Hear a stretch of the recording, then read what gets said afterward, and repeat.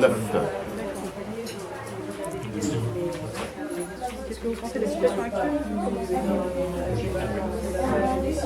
Je vais répondre vraiment. Non, très très catastrophé, atterré. Totalement quoi. Enfin, c'est moins pour l'association que pour les habitants et le quartier. Parce qu'une structure qui ferme, c'est toujours quelque chose de très négatif, un mauvais signal qu'on envoie aux gens qui habitent le quartier. Quoi. Jamais quelque chose de positif.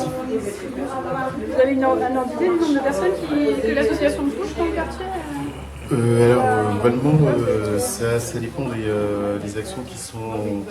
Là, les dernières actions qui ont été menées, c'était quoi? Alors, les actions qui sont menées, c'est essentiellement, il y a une partie des actions qui sont menées sur le bloc, là, l'IoT, voilà, et puis après toutes les actions que mènent... c'est quoi comme action?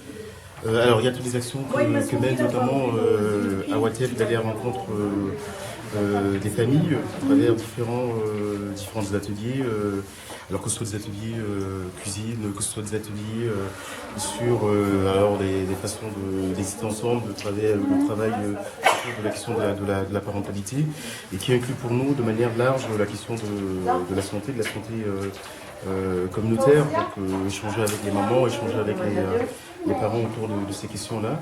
Donc il y a des permanences aussi qui sont...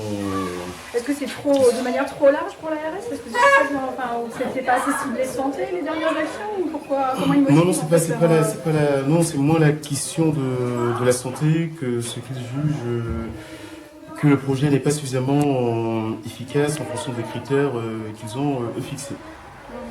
Voilà, donc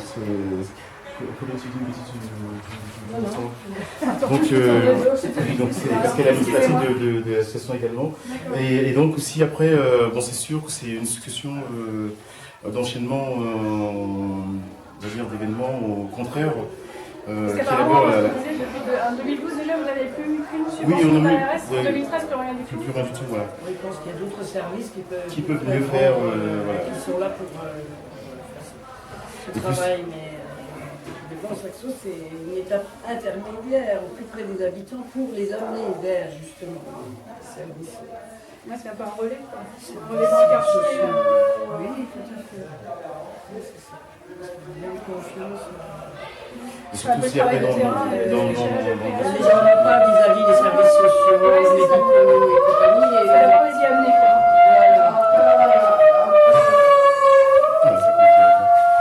Non, mais ce que je tiens à dire aussi, c'est que c'est très facile de détruire quelque chose qui existe depuis quelques années, c'est plus difficile de renouer le lien.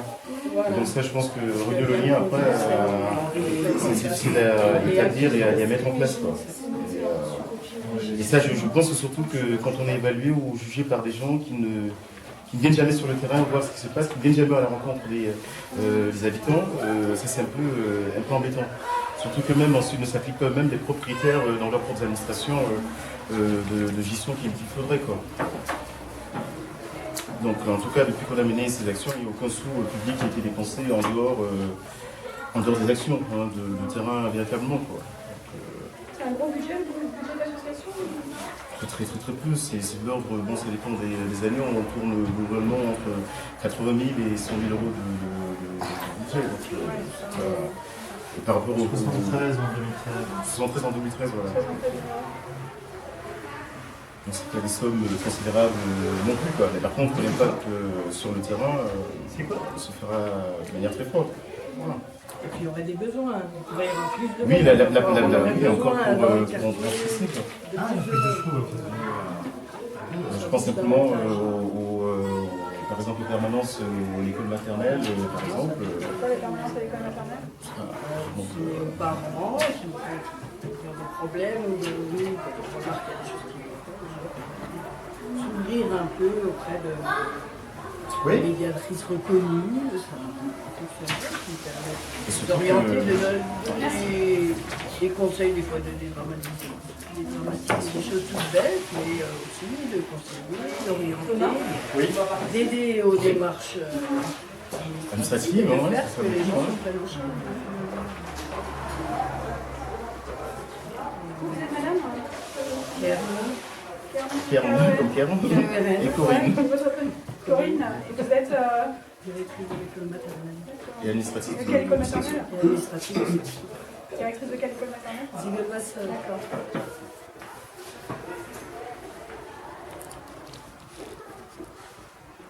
C'est une très mauvaise idée alors aussi aux habitants sur le quartier. On développe des thèmes sur L'enfant qui est sur le sommeil, l'autorité, le sommeil, l'alimentation, ça c'est des choses qu'on fait souvent, tous les partenaires. Ce qui fonctionne, Saxo permettait la coordination de ces actions.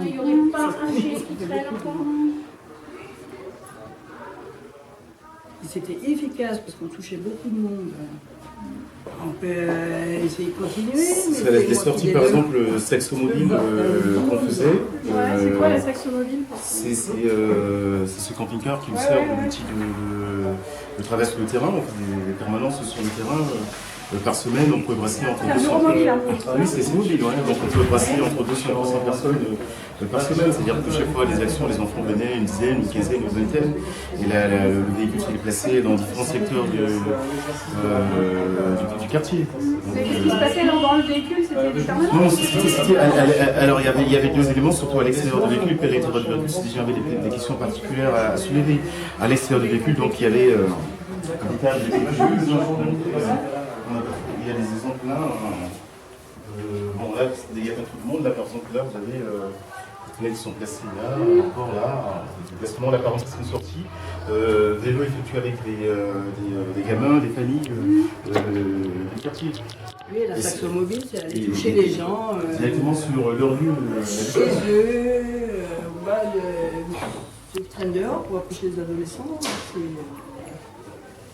Mais autour du thème de la santé, toujours. Autour toujours, c'est-à-dire que alors, la question de la santé. On voit où sont les problèmes chez les ados qui traînent dehors. Non, mais c'est pas plus du social que de la santé? Non, mais justement, la question de la santé, il faut l'aborder de façon holistique, de façon globale. C'est-à-dire que la santé, c'est à la fois toute la question qui est liée, lorsqu'on travaille sur les déterminants de la santé, que ce soit la question culturelle, la question sociétale, la question socio-économique, avant d'arriver au problème même de santé. Parce que souvent, les gens, quand ils sont dans la grande précarité,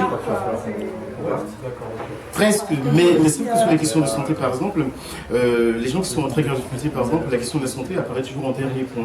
C'est-à-dire que le besoin immédiat, c'est par exemple se nourrir. Alors lorsqu'on se nourrit, même si on est dans la grande précarité, comment va-t-on se nourrir? Est-ce qu'on va bien se nourrir? Est-ce qu'on va se nourrir? La question par exemple de la bande des parents, on stigmatise les quartiers, nos quartiers en disant que oui, les parents abandonnent les enfants. Et donc après les enfants se retrouvent dans la rue, les enfants sont mal entretenus, ils ne vont pas voir les médecins, tout ça. Mais si on n'arrive pas déjà à travailler avec les parents sur l'action de la parentalité, on va commencer à discuter avec eux des questions de santé très concrètes. Dans le quartier par exemple, parce qu'il est normal que les jeunes filles, par exemple, jusqu'à 16 ans, 17 ans, n'ont jamais parfois consulté un gynéco. Oui, moi je pense que c'est normal ça. La saxo-mobile, si on arrive à approcher et à discuter avec les agents, on touche la santé psychologique, la santé mentale, c'est important. À partir d'un problème, vous arrivez à tirer tous les autres. Ouais. C'est une amorce. Et donc la fonction quand même de ce qu'on travaille nous, alors sur la thématique de l'action de la santé communautaire, c'est quand même que les gens arrivent à eux-mêmes à dire quels sont leurs problèmes. Et ça c'est autre chose, de faire un truc qui va du haut vers le bas. Écoutez, on va pas fermer la porte à l'espoir, mais à l'espoir, c'est vrai. On y va? On y va? Je vais voir, je vais dire